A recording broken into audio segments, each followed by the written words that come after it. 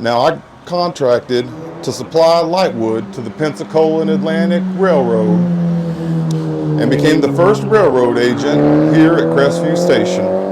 I guess you could say I was Crestview's first citizen. Now, at that time, when you'd come through Crestview on the train, you wouldn't see any houses. But my, how we've grown in leaps and bounds. Now, as Crestview's first citizen, I had the honor of building the first house in Crestview. It wasn't for me, but for my hired man. And I built it right here in the alley between Main Street and Wilson. Later on, I did build my own house down there on the corner of Wilson and Martin Luther King Boulevard. Shortly after me and my family moved in, it did burn to the ground, I'm sad to say.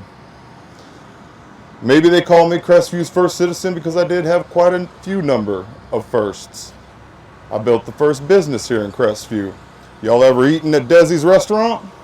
Yeah, they sure can fry some chicken, can't they? Well, that was the site of the Powell Hotel, the first hotel in the city. Fine building, 2 stories tall, serving railway passengers like yourself and railroad men. On March 15, 1883, the U.S. government shut down the post office in Wardsville, which was right next to where Crestview is. I told you I'll get back to them. By then, with 50 citizens, we were growing, and so they opened the new post office right here in the region's busiest and fastest growing town. It'd be another 50-some years before anyone heard of the place called Camp Walton down there. I hear tell it's grown a little too. But our new post office in Crestview served 300 people throughout the whole area between the rivers. And guess who they made the postmaster? Yep, me. You guessed it. So I was the first citizen, the first business owner, and then the first postmaster. But I didn't stop there, no siree. As we entered the exciting new 20th century, the timber industry was really booming, and that's one of the reasons the railroad came through the Panhandle. Hauling timber in turpentine was big business, and I'm right sorry to say, in front of you nice folks, but y'all are what we call walking freight, and we're secondary to our business plan. Well, folks, I jumped on that timber bandwagon lickety-split and built me a sawmill on the east side of Colonel DeFuniak's little town over there. Had to hire a lot of folks to keep up with the business too. It grew fast. One of those folks was a nice gal named Eunice.